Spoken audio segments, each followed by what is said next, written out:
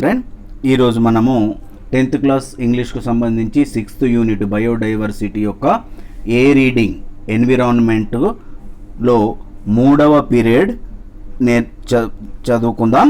3వ పీరియడ్కు సంబంధించిన టాపిక్ మనము చదువుకుందాం. ఇదివరకు మనము గత వీడియోలలో 2వ పీరియడ్ వరకు మనం చేశాం కదా. అయితే ఇప్పుడు మనం 3వ పీరియడ్కు సంబంధించిన టాపిక్ చూద్దాం. మనము 2వ పీరియడ్లో ఏది these are the things that were there 20 years ago when I was a child. The environment had changed and that's when I started this campaign to restore the vegetation and to restore the land and to rehabilitate the forests అని ఇంతవరకు మనం తెలుసుకున్నాం. ఈరోజు మనము 3వ period టాపిక్లోకి వెళ్దాం.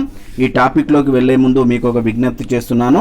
మీరు ఇదివరకు కనుక నా యొక్క ఛానల్ను సబ్స్క్రైబ్ చేసుకోనట్లయితే తప్పకుండా వెంటనే సబ్స్క్రైబ్ చేసుకోవడం ద్వారా నేను పెట్టే ప్రతి వీడియో అనేది మీరు నేరుగా పొందే అవకాశం ఉంది. యూట్యూబ్ ఓపెన్ చేయగానే నా వీడియో కనబడుతుంది. మరియు మీరు యూట్యూబ్ ఓపెన్ చేసిన తర్వాత కింద సబ్స్క్రిప్షన్ అని ఉంటుంది కదా, అది నొక్కినట్లయితే నా ఛానల్ పేరు కనబడుతుంది. దాన్ని నొక్కగానే నేను పెట్టిన ప్రతి వీడియో అనేది మీకు కనబడుతుంది. Thank you. ఇప్పుడు మనం టాపిక్లోకి వెళ్దాం. ఇప్పుడు ఎన్హెచ్క్యూ రేడియో వాళ్ళు అడుగుతున్నారు, what happened when you started working with the women. మరి ఏం జరిగింది, మీరు ఆ యొక్క అక్కడ ఉన్నటువంటి స్త్రీలతో మీరు వర్క్ స్టార్ట్ చేశారు కదా, మరి అప్పుడు ఏమి జరిగింది అని చెప్పేసి ఎన్హెచ్కే రేడియో వాళ్ళు క్వశ్చన్ అడిగారు. అప్పుడు మన వంగరి మాతయ్య గారు ఆన్సర్ ఇస్తున్నారు. వెల్, మంచి ప్రశ్న వేశారు. The first time when I told them, నేను మొదటిసారి వాళ్లకు చెప్పినప్పుడు లెటస్ ప్లాంట్ ట్రీస్, ఏమని చెప్పాను వాళ్ళకి నేను, లెటస్ ప్లాంట్ ట్రీస్, మనం చెట్లు నాటుదాం అని నేను ఆ యొక్క అక్కడ ఉన్న స్త్రీలకు చెప్పినప్పుడు the women said they did not know how to plant trees, మాకు చెట్లు నాటడం తెలియదు అని చెప్పారు. ఫస్ట్ మనం లెటస్ ప్లాంట్ ట్రీస్, మనం చెట్లు నాటుదాం అని చెప్పినప్పుడు the women said they did not know how to plant trees, మాకు చెట్లు ఎలా నాటాలో మాకు తెలియదు, ఫారెస్ట్లో అవే పెరుగుతాయి, వాటిని ఎవరూ పెట్టలేదు, మరి ఎలా నాటుతారో మాకు తెలియదు అని వాళ్ళు చెప్పారు. So I asked the foresters, అక్కడ ఉన్నటువంటి ఫారెస్ట్ డిపార్ట్మెంట్ల వాళ్ళని నేను అడిగాను, to come and teach them, రండి వాళ్లకు చెట్లు ఎలా పెంచాలో ఎలా నాటాలో చెప్పండి, మీరు బోధించండి అని నేను చెప్పాను. But they were very complicated, వాళ్ళు చాలా సంక్లిష్టమైన వాళ్ళు కాంప్లికేటెడ్ పర్సన్స్. దేవర్ ప్రొఫెషనల్స్, మేము ప్రొఫెషనల్స్, మేము అలాంటివి చెప్పము అన్న భావనలో వాళ్ళు ఉన్నారు. It became very complicated for ordinary illiterate women, ఇది చాలా సంక్లిష్టమైన సమస్య. వాళ్ళు ఆర్డినరీ ఇల్లిటరేట్ ఉమెన్, సాధారణమైనటువంటి నిరక్షరాస్యులైనటువంటి ఇల్లిటరేట్ ఉమెన్ స్త్రీలు. So I told the women, కాబట్టి నేను వాళ్ళకు చెప్పాను, we shall use our, we shall మనము వాడదాం, ఏం వాడదాం, we shall use our common sense, మనకున్నటువంటి కామన్ సెన్స్ను, మనకున్నటువంటి ఆ కొద్ది జ్ఞానాన్ని ఉపయోగిస్తే మనం చెట్లు నాటడం పెద్ద కష్టమేమీ కాదు. ఎలా, and just do what we do with our seeds, మనం పంటలు పండించుకుంటున్నాం కదా, ఆ పంటలకు పండించే సీడ్స్ ఏ విధంగా అయితే మనం వాడతామో అదే విధంగా మనం చూద్దాం, అదే విధంగా చేద్దాం. Women work on the farms, they are ones who plant, they are ones who cultivate, they are ones who produced food, వాళ్ళు సేద్యం చేస్తారు, వ్యవసాయం చేస్తారు, ఆ వ్యవసాయంలో వ్యవసాయ పంటలు నాటుతారు వాళ్ళు. అదేవిధంగా వాళ్ళు ఏది కల్టివేషన్ చేస్తారు వ్యవసాయంని. They are ones who produced food, వాళ్ళు వారి యొక్క ఆహారాన్ని పండించుకుంటారు. సో ఐ టోల్డ్ దెమ్, అలా వాళ్ళు వ్యవసాయం చేయడం మాత్రం వాళ్ళకు తెలుసు, కాకుంటే ఈ ఫారెస్ట్లో ఉన్న చెట్లు అన్నీ పెట్టడం వాళ్ళకు తెలియదు. కాకుంటే so I told them that seeds of trees are like any other seeds. అవి కూడా ఈ యొక్క చెట్ల యొక్క ఏవైతే సీడ్స్ ఉన్నాయో మీరు వ్యవసాయం సాగు చేసేటప్పుడు ఏ విధంగా అయితే మీ యొక్క పంట విత్తనాలు నాటుతారో అలాంటి విత్తనాలే ఈ చెట్ల విత్తనాలు కూడా. So if they were to treat these tree seeds the same way they treat other seeds of food crops. మీ యొక్క ఫుడ్ క్రాప్స్ ఏదైతే పంటలు పండించడానికి విత్తనాలు ఏ విధంగా అయితే వేసి మీరు పంట పెంచుతారో అదే విధమైనది ఈ యొక్క ట్రీ సీడ్స్ కూడా నాటడం. And there is no difference, ఆడ తేడా ఏమి లేదు. మీ పంట విత్తనాలు ఏ విధంగా అయితే నాటి మీరు పంటలు పండించుకుంటారో ఈ ట్రీ సీడ్స్ కూడా అట్లనే నాటి మనము మొక్కలుగా పెంచితే అవి చెట్లు అవుతాయని చెప్పేసి ఆమె స్వయంగా వాళ్ళకు టీచ్ చేయడం జరిగింది. I told them to look for old broken pots even. ఇది ఐ టోల్డ్ దెమ్, నేను వాళ్ళకి చెప్పాను to look for old broken pots. ఏవైతే పలిగిపోయిన కుండ ముక్కలు ఉంటాయి కదా వీటిని వెతకండి, ఎక్కడన్నా ఉంటే చూడండి. అండ్ పుట్ సీడ్స్ దేర్, అందులో కొంచెం మట్టేసి ఆ సీడ్స్ దాంట్లో పెట్టండి. They will germinate. ఇప్పుడు మీరు ఆ మట్టిలో ఆ యొక్క పగిలిపోయినటువంటి బ్రోకెన్ పాట్స్ యొక్క ముక్కలలో కొంచెం మట్టి వేసి కనుక మీరు అందులో విత్తనం పెట్టినట్లయితే, నీళ్లు పోసినట్లయితే, విత్తనం పెట్టి నీళ్లు పోసినట్లయితే ఏమైతాయి? దే విల్ జెర్మినేట్, అవి మొలకెత్తుతాయి. జెర్మినేషన్ అంటే ఏంది? మొలకెత్తడం. They will germinate and they will know these are the seedlings from the seeds they planted. These are the seedlings.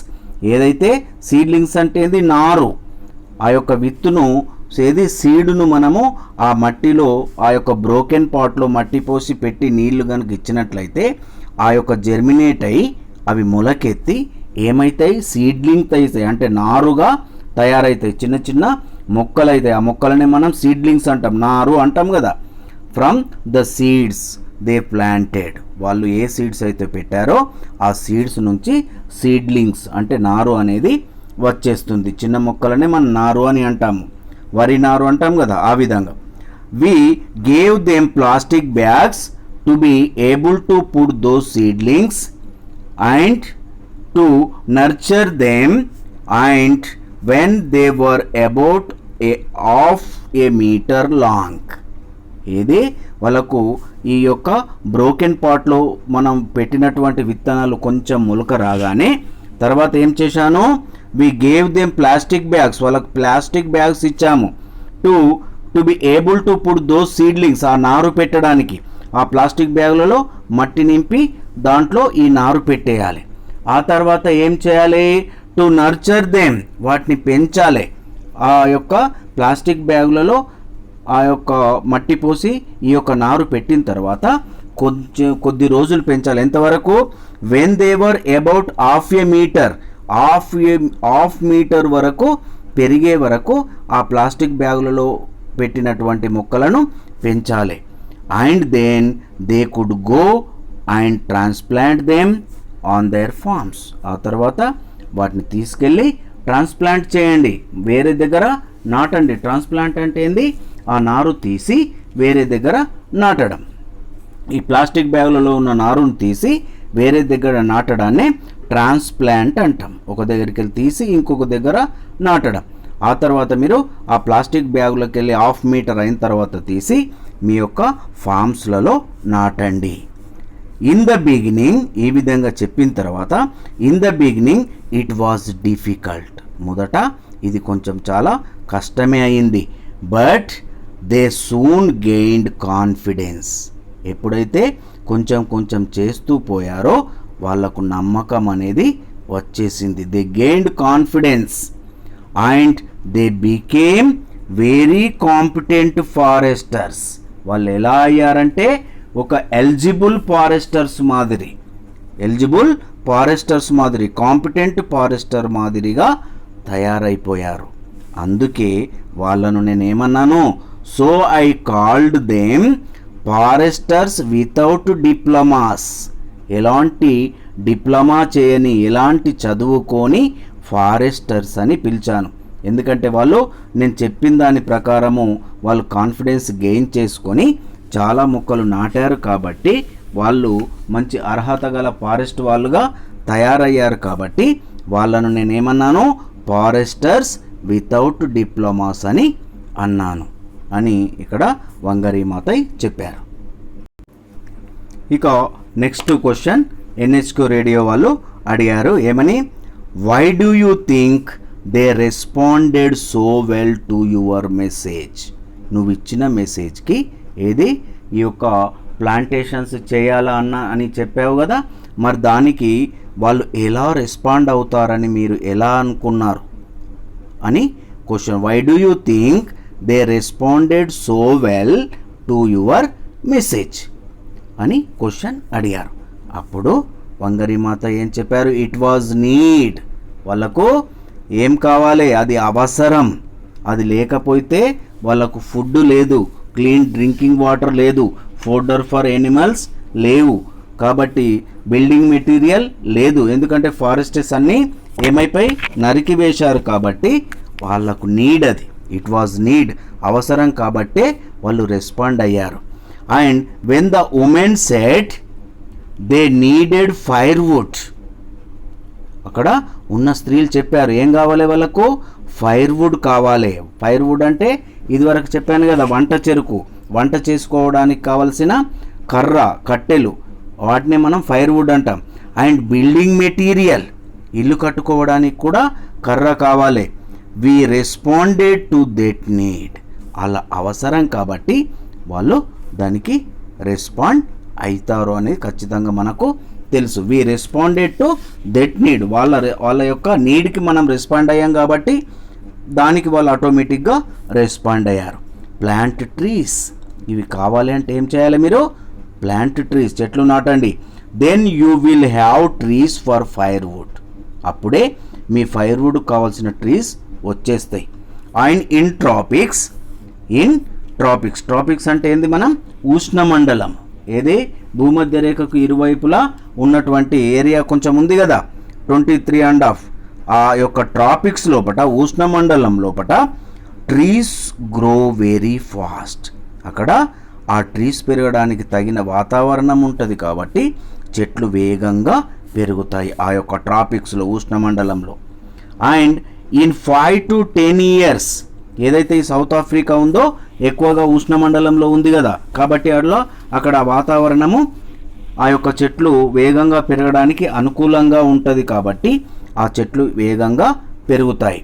In 5 to 10 years, 5 నుంచి 10 సంవత్సరాల లోపట మనం చెట్లు నాటిన తర్వాత these trees serve as firewood as building material. 5 నుంచి 10 సంవత్సరాలలో మనం నాటినటువంటి ట్రీస్ ఏవైతే ఉన్నాయో అవి ఫైర్వుడ్ ఇస్తాయి, తర్వాత బిల్డింగ్ మెటీరియల్ కూడా ఇస్తాయి. Once we had planted those trees, ఒక్కసారి గనక ఆ చెట్లను మనం నాటితే, we saw the need for them to understand why we have to good governance. అప్పుడు మనకు తెలిసిపోతుంది ఏంది, we saw the need of them to understand why we have to have good governance. ఎప్పుడైతే ఈ చెట్లు నాటేస్తామో అప్పుడు గుడ్ గవర్నెన్స్ యొక్క, సుపరిపాలన యొక్క అవసరం ఎంత ఉన్నదనేది వాళ్ళకు తెలిసిపోతుంది. So it became important to give them civic education, వాళ్ళకు సామాజిక పౌర విద్యను అందించాల్సిన అవసరం ఎంతైనా ఉంది.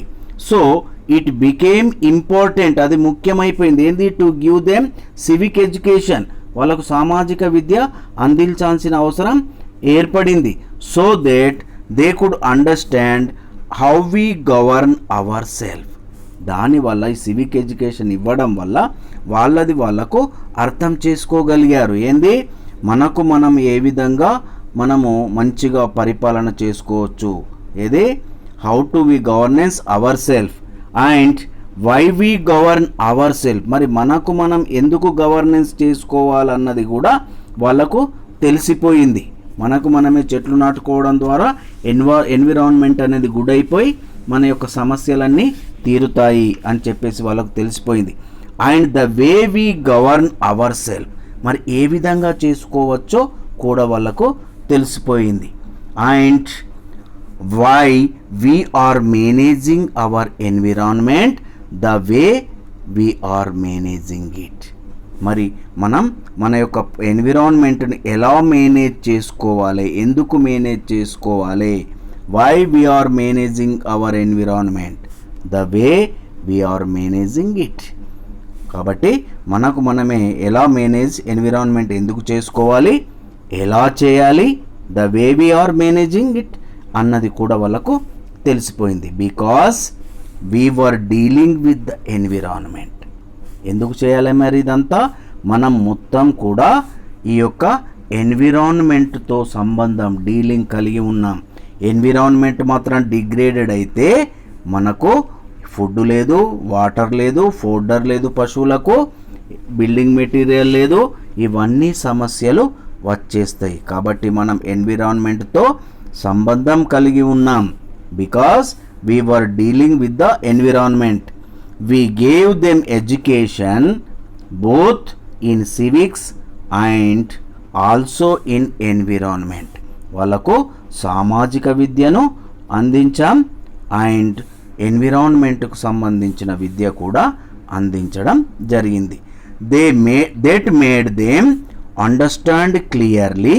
అది ఏది, సివిక్ ఎడ్యుకేషన్, ఎన్విరాన్మెంట్ ఎడ్యుకేషన్ ఇక్కడ మనం ఇవ్వడం ద్వారా అది వాళ్ళను ఎలా తయారు చేసిందంటే, that made them understand clearly why they should take up the responsibility of protecting their environment. వాళ్ళ దగ్గర ఉన్నటువంటి ఎన్విరాన్మెంట్ను మనము రక్షించుకోవాల్సిన బాధ్యత ఎంతవరకు ఉంది, ఎందుకు అనేది వాళ్ళకు తెలిసిపోయింది. ఎలా, why they should take up the responsibility, బాధ్యత ఎందుకు తీసుకోవాలి అన్నది వాళ్ళకు తెలిసిపోయింది. ఎందుకు, ఆ ప్రొటెక్టింగ్ దైర్ ఎన్విరాన్మెంట్, ఆ ఎన్విరాన్మెంట్ను వారి ఎన్విరాన్మెంట్ను రక్షించుకోవాలి అంటే ఎందుకు రెస్పాన్సిబిలిటీ మనం తీసుకోవాలి అన్నది వాళ్ళకు తెలిసిపోయింది. That it was not the responsibility of the government, ఇది ఒక గవర్నమెంట్ రెస్పాన్సిబిలిటీ కాదు. The responsibility of the somebody else, ఇంకెవరిదో కాదు, to come and rehabilitate their environment on their own land. వాళ్ళ యొక్క సొంత ల్యాండ్పై గవర్నమెంట్ కానీ ఇంకెవరో వచ్చి అక్కడ ఏది ఎన్విరాన్మెంట్ను రిహాబిలిటేట్ చేస్తారు అనేది కాదు.